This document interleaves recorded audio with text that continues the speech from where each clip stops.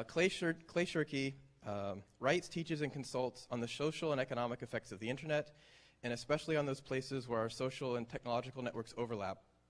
He's on the faculty at NYU's Interactive Telecommunications program, which is a program at New York University, which is a very good friend of this department. And he's consulted for Nokia, Procter & Gamble, News Corp, the BBC, the United States Navy, and Lego. Over the years, his writings have appeared in the New York Times, the Wall Street Journal, the Harvard Business Review, Wired, and IEEE Computer. So it's a huge, huge range of audiences. He's very eloquent and can speak in these generalities to really broad groups. So the book that he came out with in 2008, Here Comes Everybody, The Power of Organizing Without Organizations, is just an extraordinary, lucid text on the current culture that's emerging and happening. It talks about both the potential, the downfalls. It's just an extraordinary book. So we're really fortunate to have him here, and let's give him a round of applause to welcome him.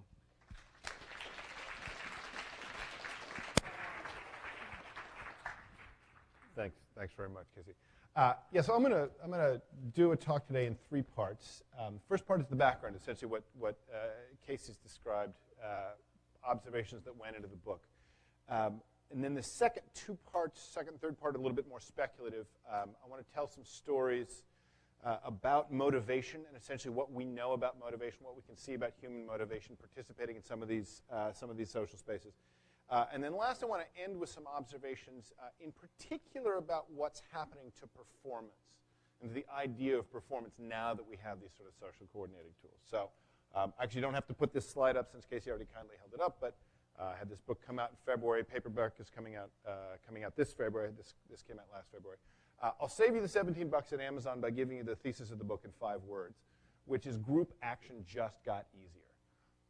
The idea is that given our electronic networks, the internet, mobile phones, the applications being built on top of them, the ability for groups of people to find each other, converse, collaborate, get things done, and to do so at low cost and with global scope has increased enormously. And we're now seeing a huge number of effects that are moving into the culture as a result of that social coordination. So I want to tell some stories that I think illustrate this. We'll start here with this little piece of 1996 style web design. Gold on black was a very popular color back then. This is the site's called Bronze Beta, as you can see up there in that beautiful typeface. Bronze Beta is a Buffy the Vampire Slayer fan bulletin board, and it would be relatively unremarkable as fan bulletin board goes, except for 2 facts. One, when Warner Brothers was selling Buffy, the television show, to UPN, they said, oh yeah, we put up this community bulletin board thing, and a lot of people went there, and they kind of like it. We're going to give that to you, too, with the television show. And UPN said, no, we're in the TV business. We're not in the community business. We don't want that thing.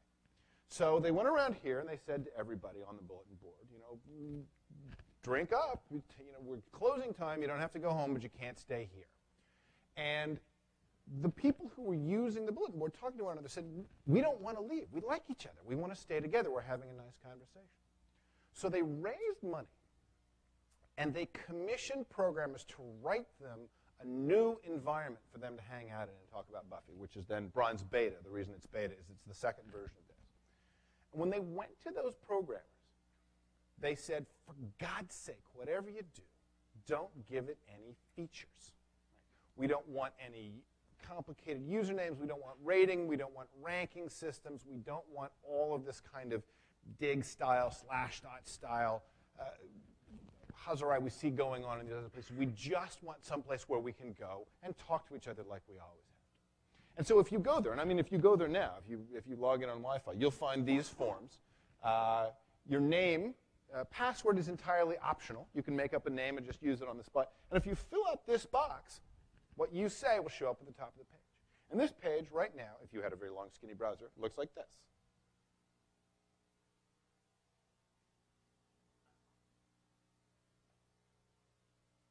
And those little forms are these big forms. There is no site here, not in the way we think of sites with lots of different pages. There's just an enormously long scrolling conversation. It's not like this is off to the side somewhere. That's entirely what this site is made to do. And this is one of the only times I know of in the history of software development where the late versions of software tools had fewer features than the earlier versions, right? The history of software is in general the history of rising complexity, but not with social software, right? In many ways, there are fewer features for the things launching now, Buffy the Vampire Slayer, but also weblogs, Twitter, so forth. If you'd gone back in time to 1998 and you'd looked at professional content management systems that newspapers were buying and implementing, and then you'd gone up to San Francisco and you'd looked in on Pyra Labs at this thing they were working on called Blogger, and you'd said 10 years from now, more content will be published by that crappy collection of CGI scripts than by all of this incredibly expensive and well-engineered content management system stuff. No one would have believed you, but that's exactly what happened, right? Same with Buffy the Vampire Slayer, same with Bronze Beta. Here's why I think that is. It's the transition from thinking of a computer as a box to thinking of the computer as a door, right? If the computer's a box, you just want as many toys in the box as you can get, right? So I've got Microsoft Word, you've got Microsoft Word, I've got Photoshop, you've got Photoshop, right? We want lots of menus and icons and pull-downs. And if you use your copy of Photoshop differently than I use my copy of Photoshop, doesn't matter. That's perfectly fine. With social software, on the other hand, it matters a lot. It matters a lot whether or not you and I agree. And so one of the reasons that the tools that are succeeding today have many fewer features than their predecessors is that they're there to treat the computer as a door, not something you go into to get your toys out, but something you go through to get to the people on the other side, right? And nobody wants a door with a lot of different kinds of handles. Simplicity actually helps synchronize social life. So this is an example of an incredibly successful and long-lived, in fact, still going to this day, well after Buffy has stopped appearing in original episodes, a successful community with very few technical features. Here, on the other hand, are the list of social rules on that same site. You obviously can't read it because it's in half-point agate type, but there are many, many, many more rules than there are features. My favorite rule in this whole list is no using colored fonts in the bulletin board. Right? And that's not a technical rule, plainly. Right? The thing can display colored fonts, as you saw from the gold on black text. That's a social rule. That's sort of like no singing loud in the bar. That's about not calling attention to yourself.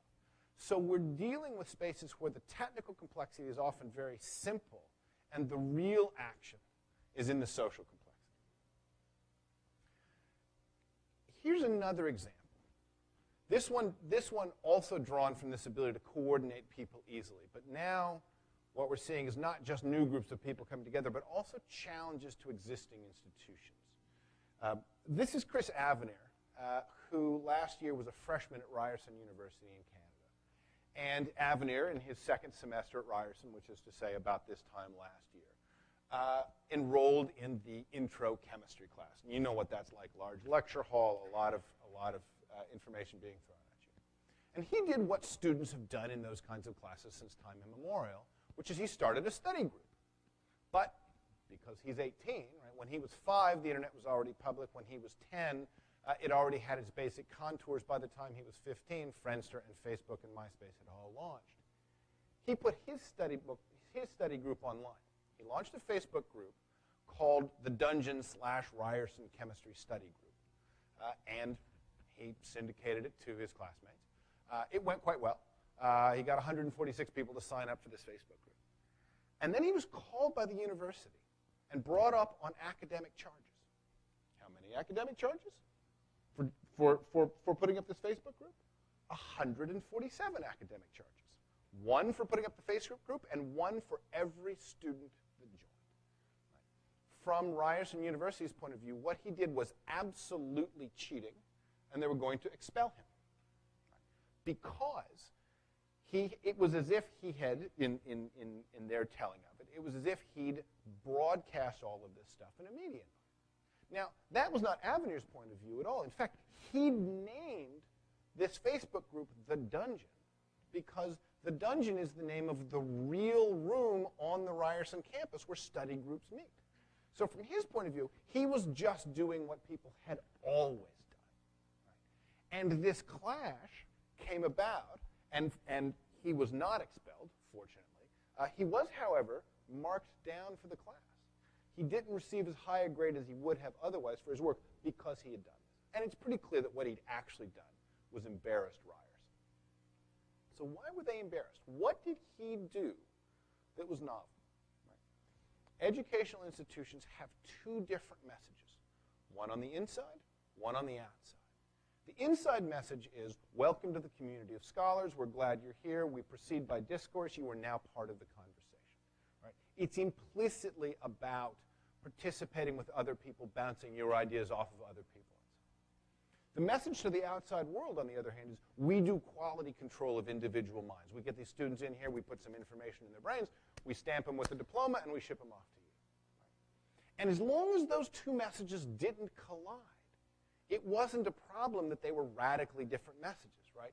The diploma and the graduation message could be to the outside world, and the community of scholars message could be on the inside. And what Chris Avenir did is he smashed those messages together. He showed that we have an environment where you can't just rely on inconvenience to keep those two things separate. Here's Ryerson's point of view. Right. If work is done individually and students collaborate, that's cheating. Now, that's plainly not true, right? Because there was a well-known spot for study groups to happen at Ryerson University.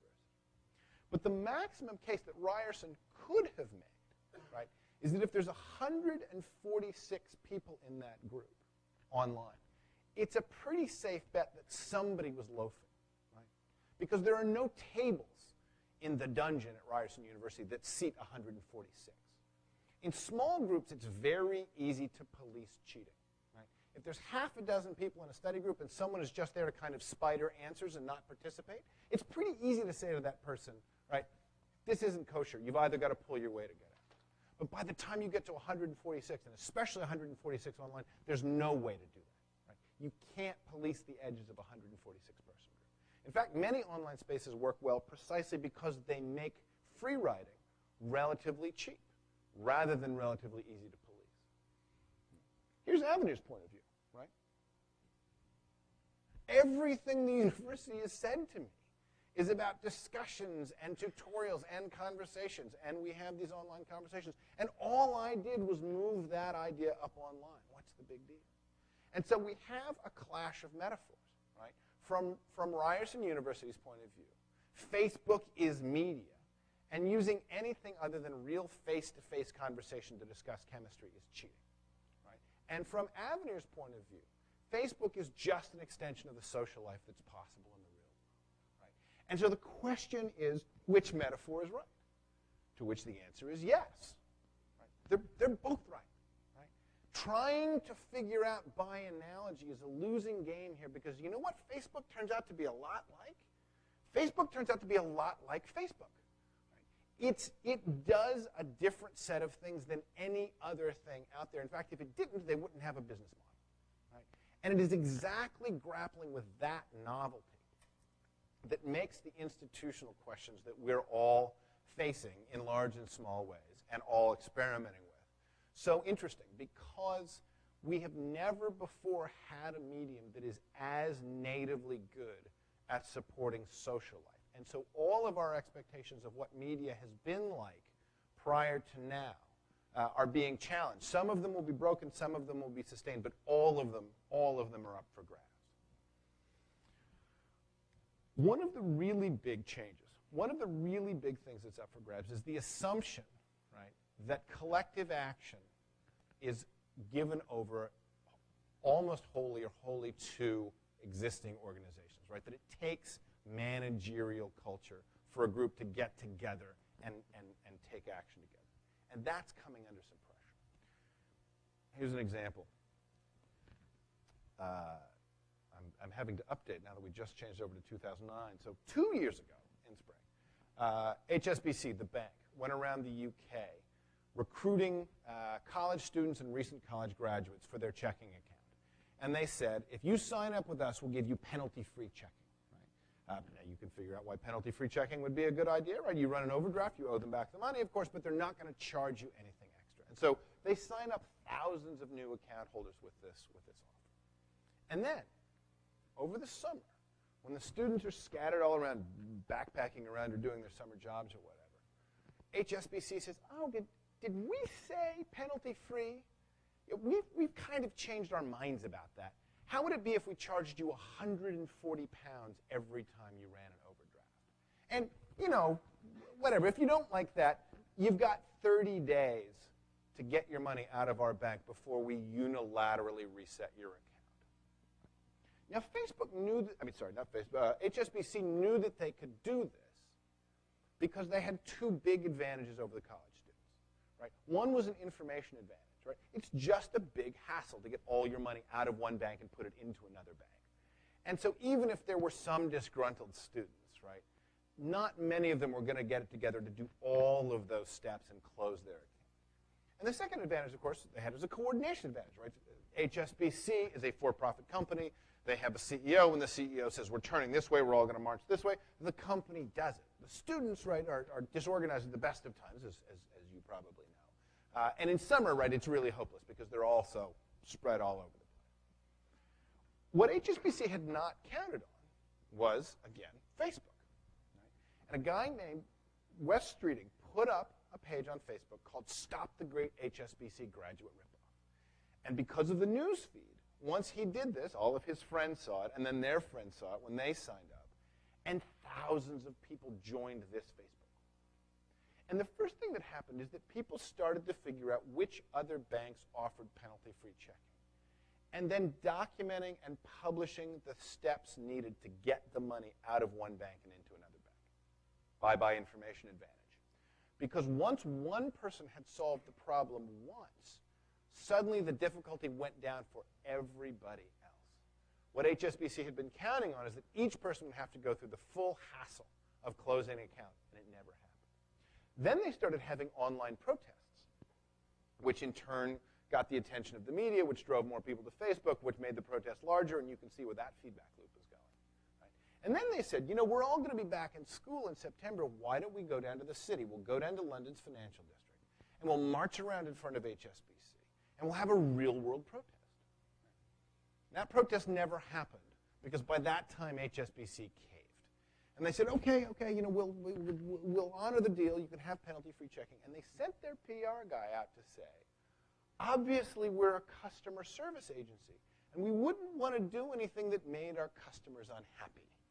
Right? If you think a career in PR may be for you, stand in front of a mirror and say that and see if you can do it without cracking a smile. If so, you could maybe make a living at that, because saying stuff like that with a straight face is really hard.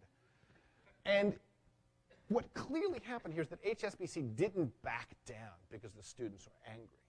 They backed down because they were angry and coordinated. Right? William James, the American philosopher and psychologist, said a little over 100 years ago, thinking is for doing, by which he meant we don't have brains to give us access to abstract cogitation. We have brains to help us figure out what to do next. Something analogous is happening in media right now, which is that increasingly publishing is for acting. Right? When the Telegraph published the news that HSBC was reneging on their deal, what they were essentially saying was, they're reneging on their deal. If you have an account there, we thought you'd like to know. And that was it. That was all they could do. When the same information goes up on Facebook, it's, they're reneging on the deal. We thought you'd like to know. If you'd like to do something about it, you can join us, and here's how you help. Freedom of speech and freedom of the press on the internet are increasingly the same freedom. And freedom of the press and freedom of association are increasingly the same freedom, which is to say that every URL is a latent community.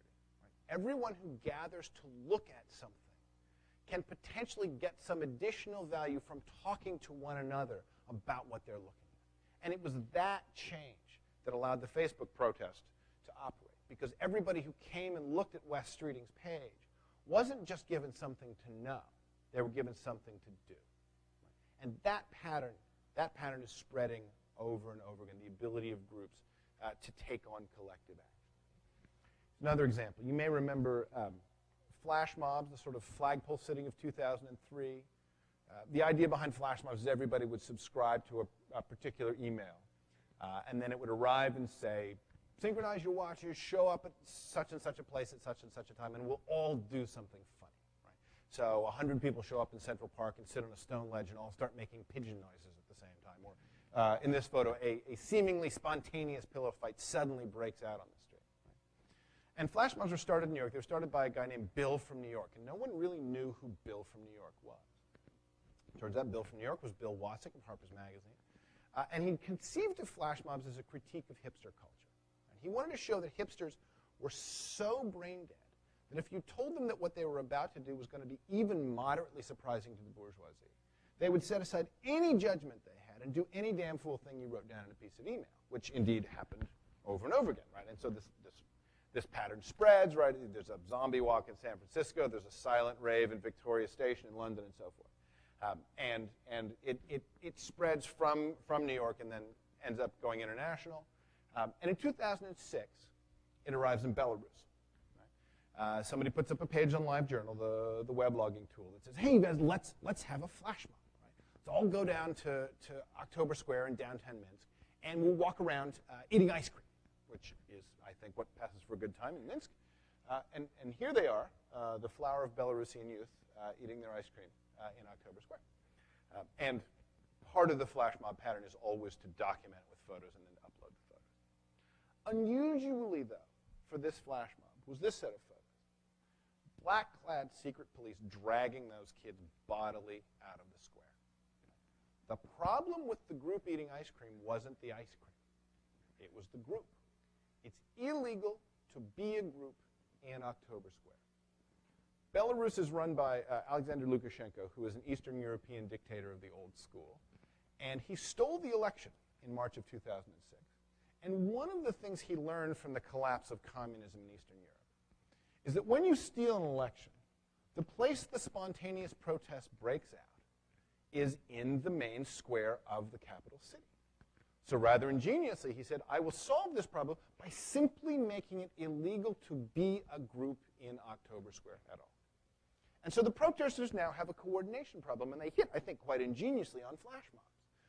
The Lukashenko government couldn't stop them from entering October Square, because when they entered October Square, they weren't a group, which is, of course, the entire design point of the flash mob. And so despite the attempt to keep this kind of thing from happening, these kids managed to force the state to react in real time. Right? And this wasn't just an example of media leading to real-world action. Publishing is for acting.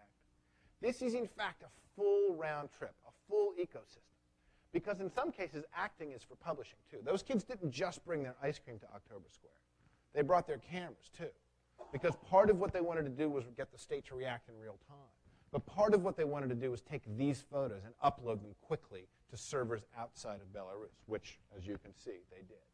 Because they wanted to document to the rest of the world what life is like in Belarus. And nothing says dictatorship like arresting people for eating ice cream. And of every story in the book, these guys are the ones that I was happiest to find, and my heart goes out to this effort. It's quite incredible. They've done stuff like this several times. My personal favorite, although it's less photogenic, is let's all walk around October Square smiling at each other. Right? There's a dilemma for the cops, right? Because arrest any citizen who seems unusually happy is pretty much a caricature of the police state.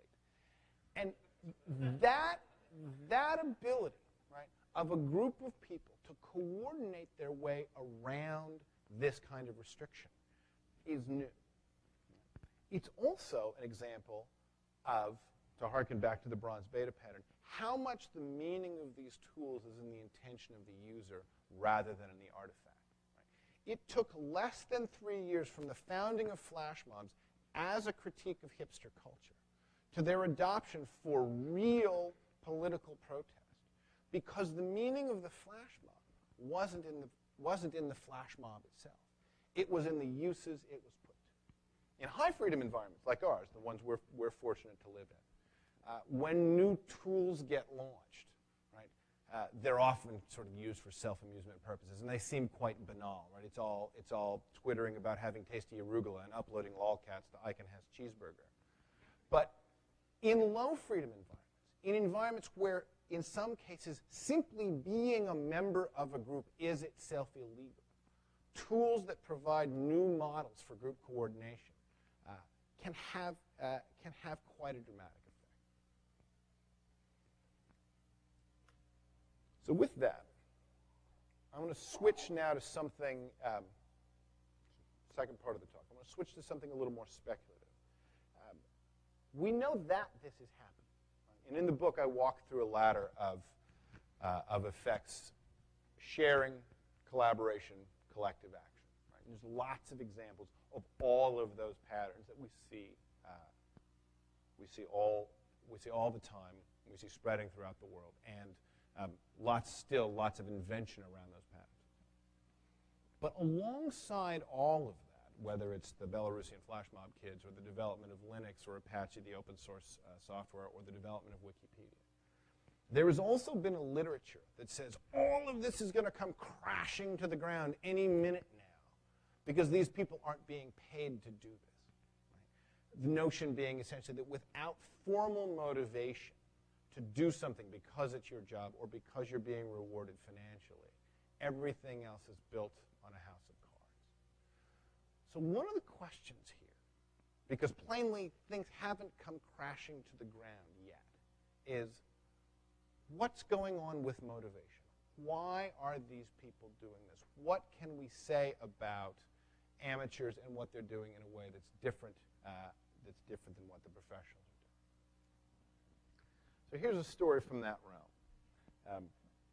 Starts with Alisara Chirapongse, who was, in 2006, a Thai blogger and fashion student in Bangkok. And she blogged under the name Gnarly Kitty. And she would blog things like this, like using her iPhone to play the fishing game. Right? And what a great thing that was. And, of course, because she's got an iPhone, she's got a camera. And one day, the thing Gnarly Kitty ends up blogging about is that there's a coup in Thailand.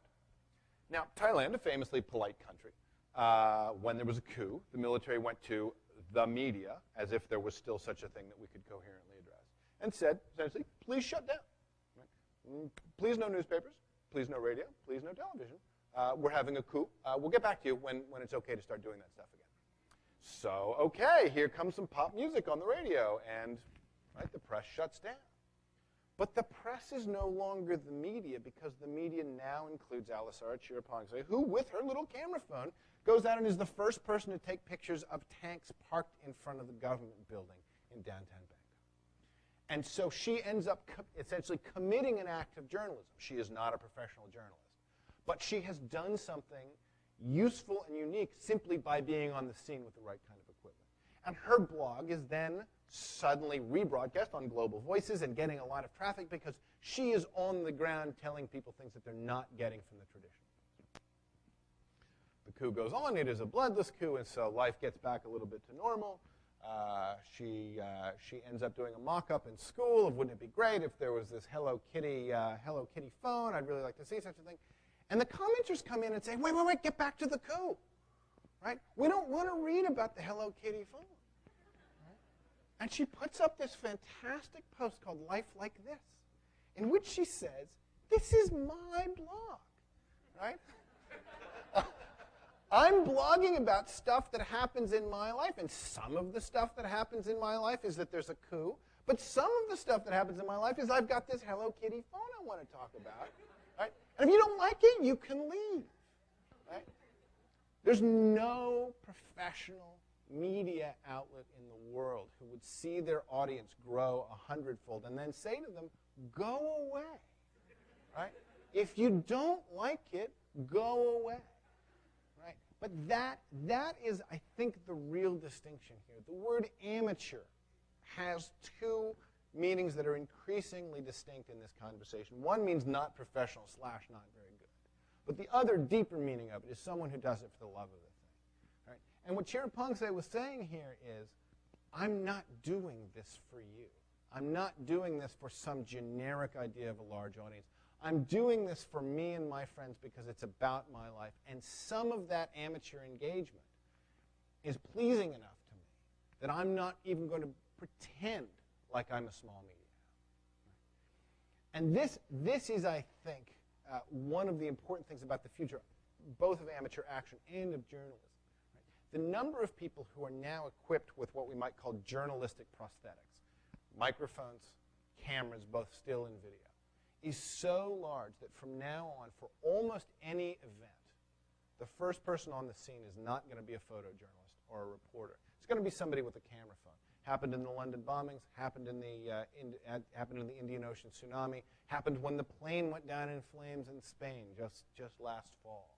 Right? And the motivations of these people, they're not behaving like small media outlets. They're really behaving like amateurs in the sense of doing it for themselves. There is a considerable amount of interaction now between the media environment we've been historically used to and this new media environment where we're all there as potential participants. This is a still from Joss Whedon's upcoming TV show. I think it may launch this week, next week, called Dollhouse. It's about a group of high-tech assassins who also, as you can see, have been given an unlimited hair care budget. And because of the history of these kinds of shows, a group of people, we can't really call them fans because they haven't seen the show yet, we have to call them pre-fans, have already decided that they're going to love it. They've also already decided that it's going to be canceled. And so even before the show has started, they've launched a group to save it. Right? They're getting ready now. Because what they've learned is if you wait until it gets canceled, right, it's too late. So they're moving upstream. What they're essentially saying to the television studios is, we don't trust you to do the most basic part of your job, which is to make a case for why this show would be interesting to watch. So we're going to do it for you. So they put this group up and they say, right, have people over to your house and have them watch the trailer, or contact the advertisers and tell them how glad you are they're advertising, and so on. Right? And what they're attacking, what they're trying to attack, I don't know if they'll succeed, but what they're attacking is headcount media. Media in which the only thing that matters is how many people watched my X, or listened to my X, or read my X, whether it's a magazine, a book, a TV show, a radio program. Because what they want is they want some reward for passion. Right? Jericho was canceled with 6 million viewers. When 6 million people like something and you still can't keep it around, that's a pretty remarkable environment. Right? But if you went to, and it's funny to be saying this in LA, if you went to any television producer and you said, you got a choice. Right? You can have 6 million incredibly passionate viewers, people who care about your show so much that if they're away from their TV, they'll save it and watch it later. Or you can have 7 million viewers who can just barely stand what you do, but are too lazy to reach for the remote while your show is on. Right? Every television producer is going to say, I'll take the 7. What's the catch? Right? The entire industry is set up around this headcount model, and one of the things we're seeing from the world of amateur motivation is an insistence that passion should matter. Now, it's not clear. It's certainly not clear in this case that they'll succeed. The TV industry changes very slowly.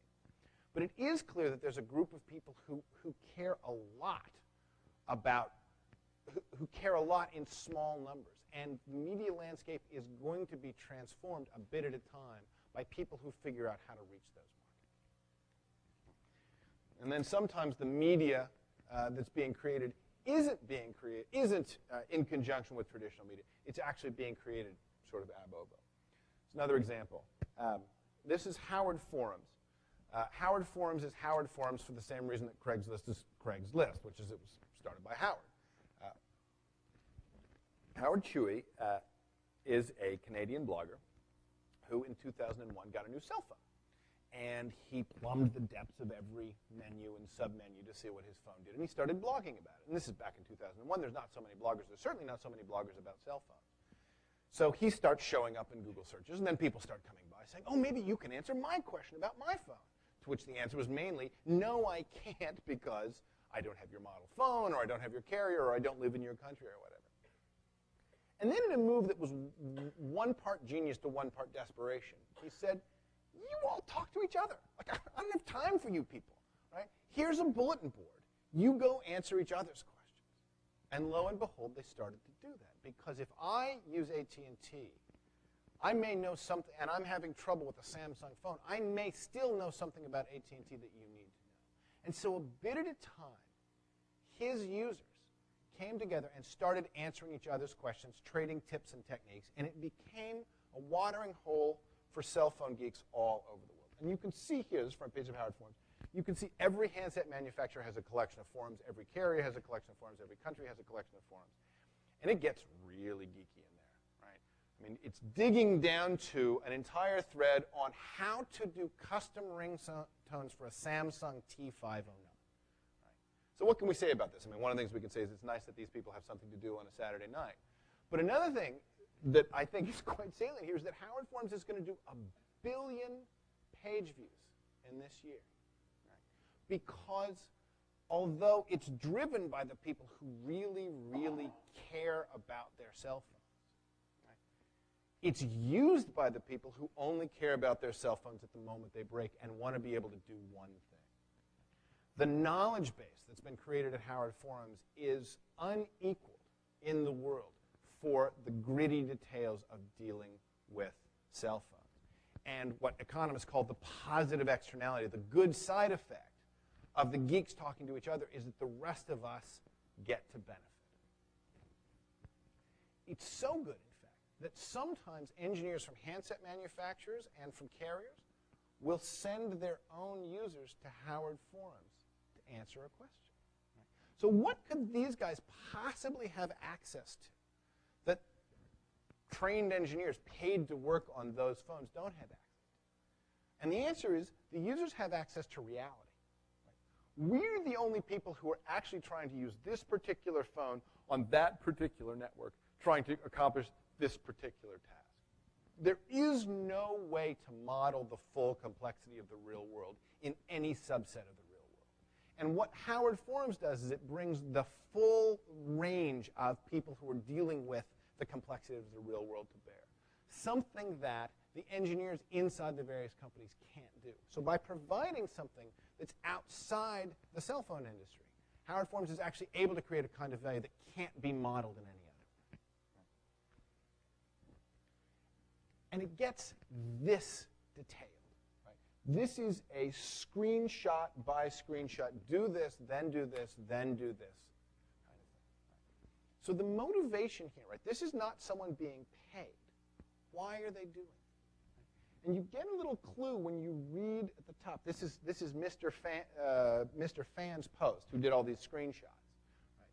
But he's very careful to say in the head of the post, I'm taking work originally done by Dan Vuok, who's another one of the users, and I'm adding on to it. So it is a reputation economy. They're really doing it for each other. The rest of us are just along for the ride. The people taking advantage of Howard Forums as a knowledge base are just along for the ride. It's the people who really know what they're doing who are trying to impress one another. And the motivation here, again, is entirely personal. It's not about some alternative to a business model. And you can always tell, right, if you're dealing with that kind of community by rooting around in the MISC files until you find this. If people are talking about their pets, right, and this is just another forum on Howard Forums, because at a certain point, when people work together long enough, they start talking about aspects of their life that aren't directly related to work, to the horror of bosses everywhere, but it's a universal pattern. And so then you get this. Aw. Right.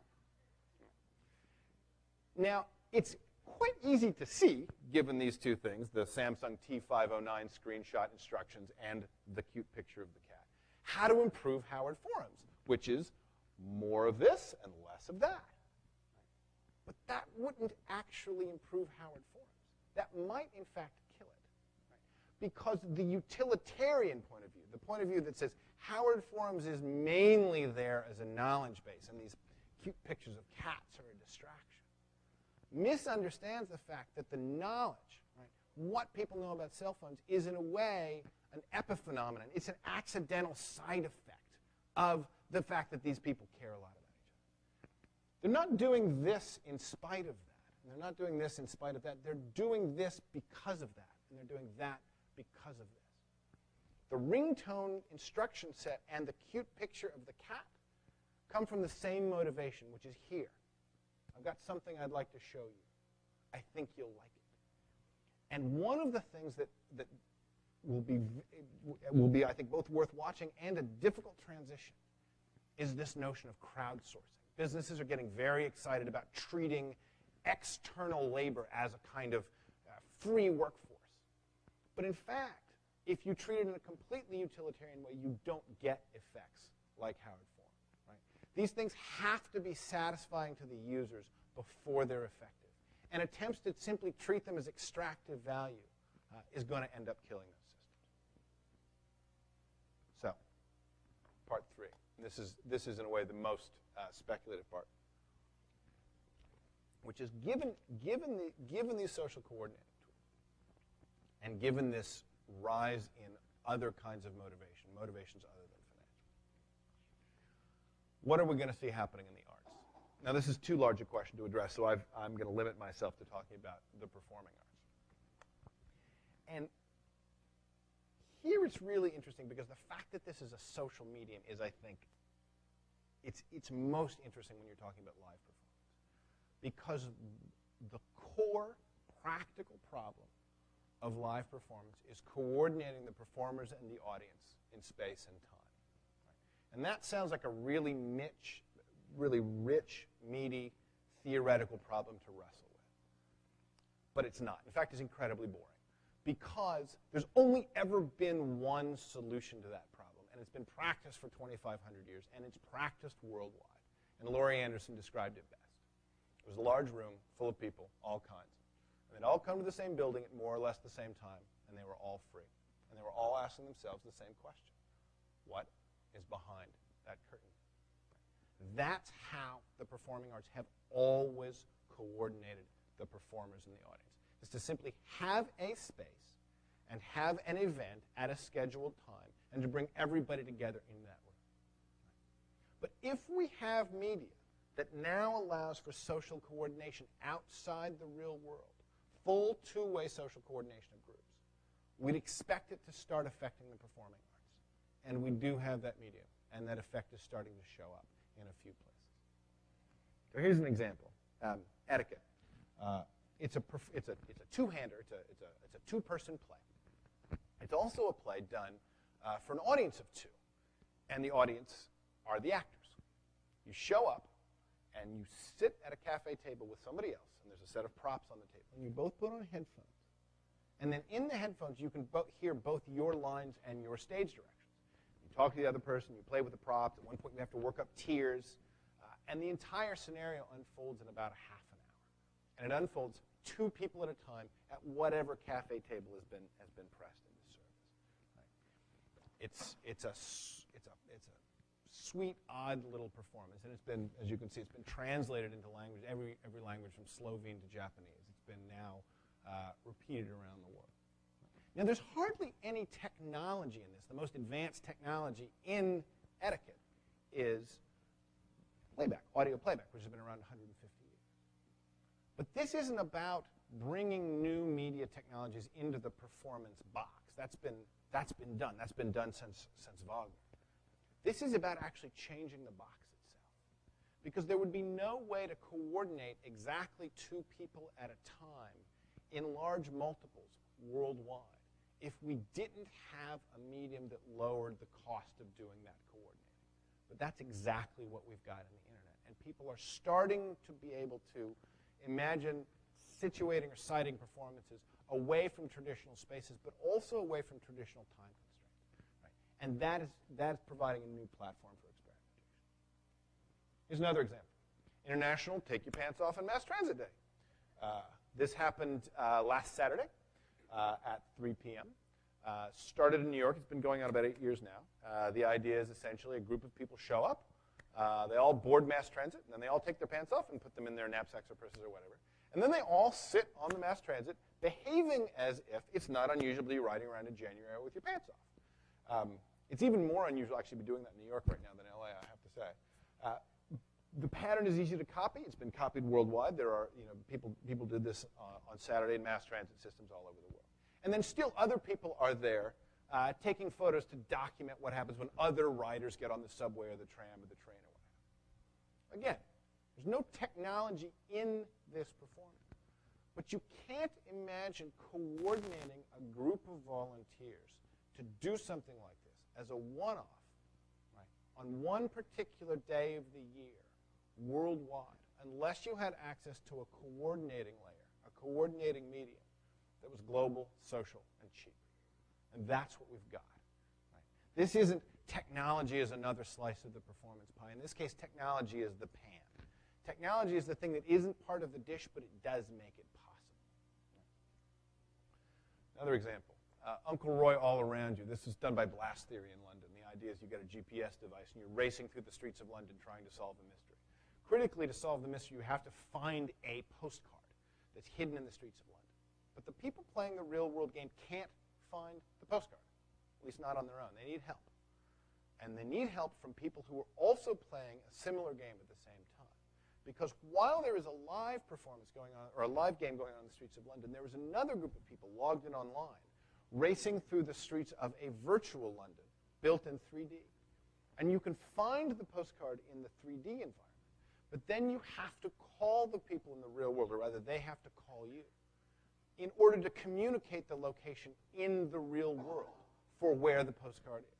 So it's real, it's virtual, it's live, it's a game, it's a performance, it's all of those things, all cheerfully mixed together. And if you removed any one of them, the experience would break. It's not theater, but it certainly is performance. And this is, I think, one of the places where this stuff is bending. Another place it's bending is not space, but time. Here's an example. This is, as you can see, Saddam Hussein's live journal. Somebody set up a live journal entry for Mr. Hussein in 2004, and he would come in and offer his observations about how the war was going and so forth. And because he was writing in English for a mainly American audience, he would always sign off with these cheery taglines like, "I hope you choke on your tongues in your sleep," and so forth. Now, this seems like short story writing, right? A kind of a gag, sort of thing you'd see in Shouts and Murmurs, The New Yorker, or what have you. But because it's live journal, once the page went up, people came in and started replying. And then the person writing this would reply in character. And so it had the characteristic not of short story writing, but of improv, which is you've only got one shot to get it right. When you put it out there, it'll have the effect it has, and then all you can do is go on. Now, it's all written, but it's not actually writing that makes things feel like a short story. You will have had this experience when you're Twittering or SMSing or IMing back and forth with somebody, and then you'll say, "Oh, I was talking to Helen the other day." But you weren't actually talking to Helen. You were typing back and forth with Helen. But it doesn't feel like that. It feels like talking. And in the same way, although this is written, it's actually slow-motion improv. So this is a case where it's not only taken out of space, but the amount of time that an improvisation can unfold can now take weeks and months rather than hours and days. Similarly, and more recently, last fall, people staged what they were calling War of the Worlds 2, taking the scenario from the famous Orson Welles, but restaging it on Twitter. And the idea was, what if Martians had landed, but we had the world, we lived in the world we live in today? And so the idea is that the Twitter feed, War of the Worlds 2, WOW2, would be what people were tweeting as they were watching the Martians land, the Martians attack people, people fleeing to the hills, and so forth. It was live, large-scale, global improv. And again, it unfolded over the course of hours and days. And it's all written, but it doesn't feel like writing. It does feel like improvisation, and it's the first medium we've had where improvisation is going on outside a live environment at this scale. And last example, Insecurity. This is done by a theater company called 31 Down. The scenario behind Insecurity is the Department of Homeland Security had invited American citizens to come in and look at their surveillance cameras to essentially help surveil critical pieces of American infrastructure. And this is an idea that's actually been seriously suggested. And so the invite to the performance came in the form of an invitation from Department of Homeland Security. And people would log into this chat room. And then 31 Down had gone around and researched a bunch of open webcams in New York City and just embedded the image in the page. And then they sent other 31 down actors to act in front of those webcams. And so in the chat room, in addition to the audience, were some actors who were playing out roles of what it was they were watching, what they were trying to do on the webcams. And a bit at a time, the same actors would show up on 2 or 3 different webcams, and the audience started to be able to pick out which of the people on the webcams were actors and which of the people were background. Right? And then the thing started to unfold when in the chat room, the boss, for example, would say, hey, didn't we see her before? Is she one of our agents or is she one of theirs? Right? And the audience was there. They could chat, but since they were invited in as citizens observing these webcams, they were in a partially improvisatory role in a partially scripted environment.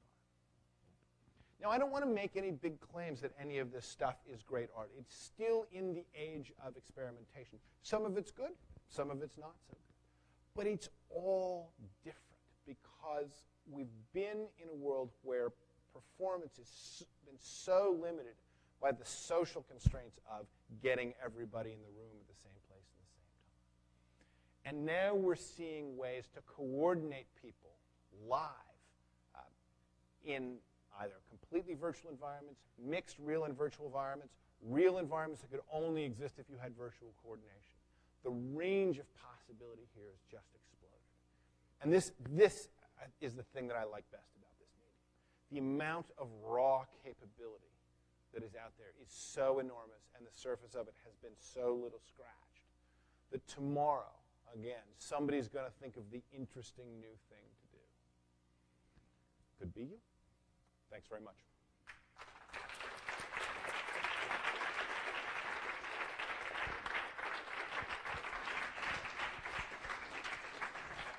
Do we have time for some questions? Yeah, questions. So we are streaming, so if you have a question, I need to give you the mic. Does somebody want to start out with a wonderful question?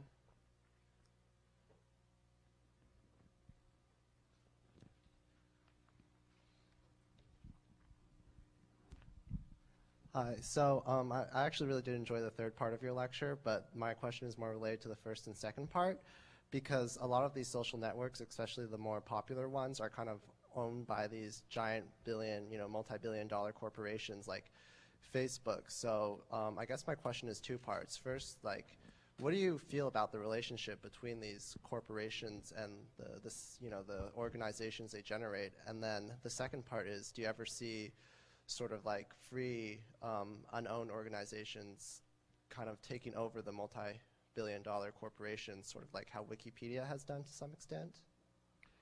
Yeah, that's such an interesting question, and the risk is exactly the one you highlight.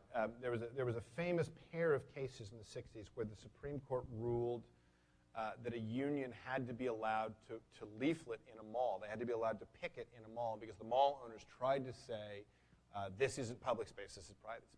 And then later, in the late 60s, there were protests against the Vietnam War going on in the mall, and they used the same defense. And the Supreme Court divided a line that said, the union gets to picket there because it's about their place of work.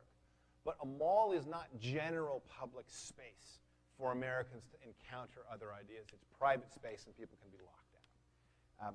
And that mall logic is the normal case now for almost all sponsored social networks, whether it's specifically full-fledged social networks like Facebook, or it's just one-offs like Fotolog or sort of media-specific like Fotolog or Flickr. It's a huge worry because competition right now is keeping those companies somewhat in check.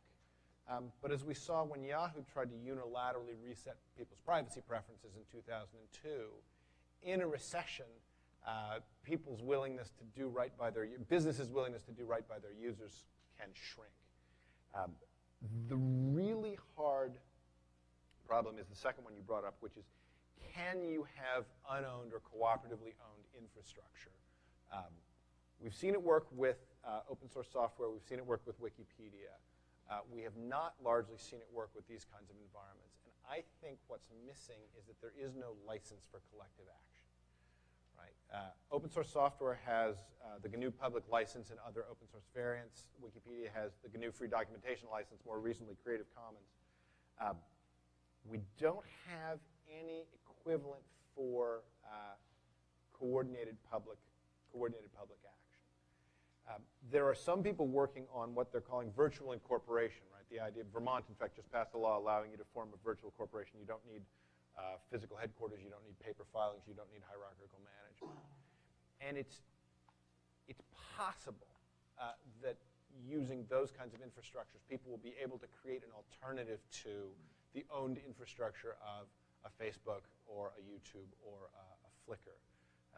But it's very early days yet. And I think we're going to see, I don't think we're going to see really galvanized action until there is some crisis. Beacon came close when Facebook tried to alter the unspoken privacy preferences of its users, but I think we won't really see people recognize the need for the equivalent of a digital public sphere until something really bad happens, just because it seems to be crises that galvanize people. So I do think there's a worry. I think that there's some strands that may succeed, but I certainly can't point to anything that says, oh yeah, that's a solved problem given 5 years' time.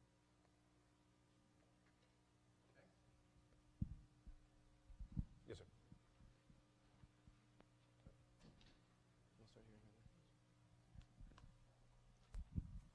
Hello, my name is Bijan Kimigar, and thank you for the talk. Sure, of course. One of the things that I think about a lot when I see this is you need two things, a computer and an internet connection. And there's an increasingly a number of people that don't have those two things. How are they going to be incorporated into this social network? How are they going to become nodes and part of this? I mean, part of it is there's a decreasing number of people who have those things as the cost comes down. In fact, I'm doing some work with UNICEF, and the most interesting pair of maps I've seen is a map of electrical grid coverage in Africa and GSM cell phone coverage in Africa. And the cell phone coverage is a superset of the ordinary electrical grid, which is to say the demand for communications tools is so fundamental that, cell phones have now crossed 50% penetration of the adult population, and that's just owning a phone, right? The number of people who've made a call is much larger. So there's, I think, two different issues there. One of them is how can we open up participation in social networks to the phone as a device? Because spreading these things is a lot harder, not just because they're more expensive than a phone, laptops and computers, not just because they're more expensive than a phone, but because they require all sorts of other kind of grid infrastructure, Wi-Fi, Ethernet, power. The hard drives can crash. They're not as robust as phones. The hardware part of the challenge is how much social networking can you support on the phone, right? There are like the famous now fish markets in Kenya where people are phoning ahead to find out as they're bringing the boats in where they should pull in depending on what kind of catch they've got and what's selling. So there are places where social networking models are being brought to the phone. The longer, I'm less worried, in part because of the demand. I'm less worried about the hardware part of the digital divide than I am the participation part. Esther Hargitay, who is a PhD candidate, actually she may be a doctor now. I think she may have finished her dissertation. In any case, Esther Hargitay is a researcher who's done a lot of work on what makes people feel comfortable participating in these things, and unsurprisingly, socioeconomic status of the parent is the big determinant. So we could ship hardware to everybody in the world, and we are we've crossed now the first approximation of doing that, and more is on the way, without solving the participation problem of the digital divide. And it is much harder to figure out how to give people the sense that they can participate and that they'll get value out of participating. And that's one of those problems, a classic development problem. There's no amount of money or stuff that can be injected from the outside world that will really do that. The lesson of adoption, any kind of social platform, however simple or complicated, is when people are creating lateral value for each other. That's when people start then participating, and then the value grows for all the users. So the design challenge here is really, how can you make a lightweight system, again, particularly designed for cell phones, that lets groups of people all over the world create some kind of value for each other, because it's those kinds of organic growth that get people to start using these tools. It can't be cantilevered from the industrial world. And just like malaria vaccine, there's so little work on that problem because it's not a profitable problem to solve, but I think it is an important problem to solve. And as I said, UNICEF is one of the people doing this. There's an open source telephone platform called Asterisk that people are trying to build a lot of new social tools on. But it's hard just because the kind of VC-fueled, what problem should we take on next problem? Adoption of social tools in the third world is nowhere on that radar. I think, yes, you had a question. You touched upon metrics a little bit from the old school versus new school approach with the dollhouse example. What do you see, or how do you see social metrics kind of coming into play more and more with the advent of Radiant 6, Technergy, all of those kind of social media kind of tools to track from an advertising point of view? Yeah, well, it's interesting. I was running around in the middle of the night. I was the chief technology officer of a web design shop called Site Specific, and we were dealing with advertisers and old school advertisers and sort of selling them on heightened metrics available on the web. And we thought, they're eventually going to see that television or newspapers, whatever, that they're getting no information at all. And if you told me that 15 years from when we started that, the transition still wouldn't have happened, I wouldn't have believed you. But that's exactly what happened. In a way, advertisers are so committed to the old system that everybody's afraid to move because they don't want to break it. There was a great story when Nielsen, for the first time ever, Nielsen ratings reported a downturn in the number of television viewers. All the TV stations threatened to fire Nielsen. Right? Because Nielsen's implicit job from the 1950s until about 4 years ago was every year tell us how many more people are watching than this year. No one was willing to pay for how many fewer people are watching. But that's, obviously that's what started to happen.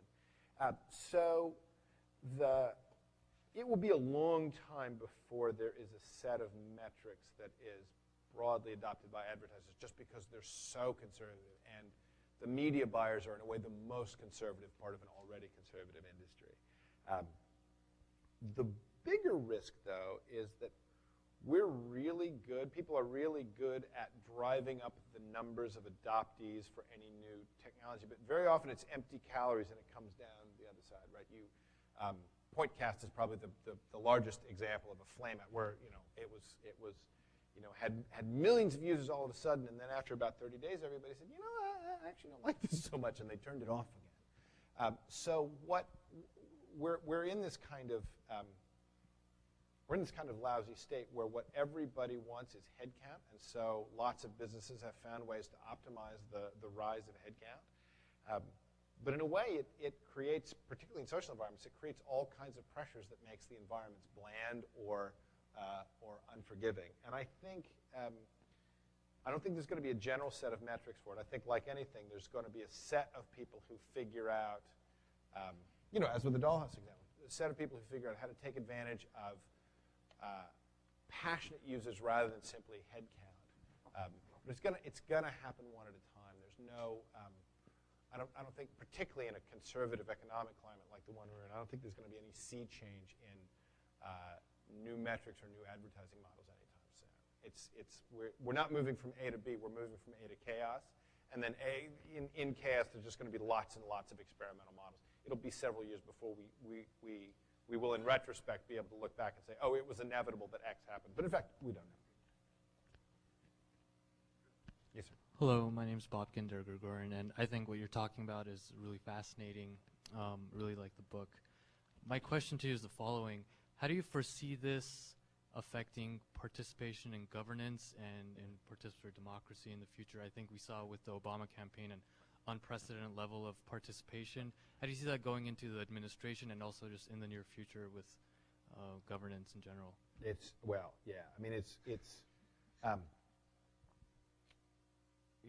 funny you mentioned. I'm actually doing a little work with the transition team on a project to get. essentially to solicit ideas for improvements to government processes from a fairly wide number of contributors. And it is a much harder problem than campaigning. I think that a lot of the people who were excited, I think quite rightly, about the Obama campaign, self among them, have still underestimated the degree to which campaigning is not governing and politics is not civil service. The government is de facto the government for all the citizens, where the campaign can be a campaign for 50.1% of the citizens. And so governance has to solve a lot of problems that are much harder than politics. And the hardest problem of all is not surfacing good ideas. We have a lot of wisdom of crowds methods for saying we're going to get thousands, hundreds of thousands, millions of people to suggest, rate, vote, modify, good stuff floats to the top and so forth. The problem with those methods are, one, that very often what floats to the top are hot-button issues that people want to see addressed, but that actually aren't addressable in the current climate. So Obama puts up change.gov, right? Big excitement about, we're soliciting stuff from America. Legalizing marijuana, bam, top of the list, right? 12 hours, stayed there the entire rest of the time until they took it down. They had to take the site down and retool it because the desire of people to push issues into the government's agenda is different than the absorptive capacity of the government of those issues. And we've never had to deal with balancing that. In fact, I just reread some of the Federalist Papers for a class I was doing this fall, and it became really interesting. The designers of the Constitution were in absolute terror of democracy because it hadn't really been tried at that scale. And so a lot of the design of our system is kind of defending the representatives from the people. And so we don't know how to manage that. But the other problem, and in a way the larger problem, is that democracy is partly there to have ideas contend in the field and hope the good ideas float to the top. But it's partly there to legitimate the answer, whatever the answer is. Right? There's an enormous amount of energy going on in Minnesota right now for the Norm Coleman versus Al Franken Senate race. And the answer is, it doesn't matter. Right? No one won. The margin of victory is so far below the margin of error that there is absolutely no way to say deterministically, X person won. They might as well flip a coin. But they're not flipping a coin. They're spending hundreds of thousands of dollars to create a completely random outcome. It's like the world's most expensive, least efficient random number generator, which is going to generate an output of one number and then exit. Because if they did anything else, the result wouldn't seem legitimate, either to the people in that district or to the Senate. And even on Dig, right, even on this collaborative news site where people are throwing up, they have all of these arguments about whether or not Dig is operating in a fair manner. And Dig is so unimportant. Right? Once it comes down to governance, how ideas get floated up and surfaced, and how they get legitimated is going to be a huge design challenge because the only way we've ever done it is voting plus representatives. And, well, it's funny to be in California talking about some of the issues with direct democracy, but I think you can see the problem. And direct democracy in the Californian experiment still has the full weight of civic-supported voting and identity management behind it. Nothing like that is possible online. So legitimating the outcome of the Obama administration's, we can now say, thankfully, legitimating the outcome of the Obama administration's syndicating of some of the problems to all of us via the internet is a separate governance challenge that's different from finding the good ideas in the first place. And that, I think, if there's going to be any really complicated social design question, it's actually going to be around the question of legitimacy rather than the question of participation. Thank you very much for your presentation. Oh, sure. It was fascinating. Okay, thanks. Actually, just to touch on what you were just describing, they've been doing an experiment in India with e-governance to actually have a public grievance module where villagers and citizens could actually upload grievances to a government-run system. and that grievance will stay up on the system, and there's a sort of linear logic between how much funding that government agency gets and the absence of those grievances. So a grievance only actually disappears from the system if both the person who uploaded the grievance and the person who addressed the grievance both hit OK. And then the grievance disappears. So to me, that's a pretty interesting experiment of, like, would that work? How do you deal with certain, types of credible types of grievances, those kinds of questions? I mean, I'm thinking I'm in the DMV and I'm going to get those guys in tax compliance. So I get all my colleagues to go and file a bunch of grievances. Like you start to get sort of spurious grievance wars or whatever. I mean, there's always ways to game these systems, of course. I mean, it really comes down to what you said, which is credibility. There's an interesting. There's a somewhat related campaign in Mexico, which is to have citizens nominate the stupidest, most useless bit of red tape, and then it goes up to the president's office, who then, from the top down, sort of tries to solve it. I mean, the question with the grievance model is, if you've ever dealt with, if you've ever been in a position where you're dealing with the general public, there are some people who are just hardwired to feel aggrieved, and so. Unless you can statistically wash that group out and say, look, we're looking at an 8% spurious grievance rate, so everybody gets 1/12 as a gimme, and then we're going to start counting? That's actually what they're doing. Is that right? The policymakers. Okay. They have certain Excellent. estimates Excellent. of What what's tolerable grievance. Now, is this India-wide, or is this just in one of the It's an projects? experiment run by the Ministry of IT and then using private industry as partners, people like Infosys and so on. Yeah. Because, I mean, right, the question isn't just managing down the system gaming, which there's been a lot of work on because the system gaming is ubiquitous, but also just understanding what the dynamics are when you give people a voice. Because I was just saying this today in another conversation. One of the really hard things is that we're all in the only decade in which there has been a ubiquitous, publicly available internet in the industrialized world. Right? It's obviously available.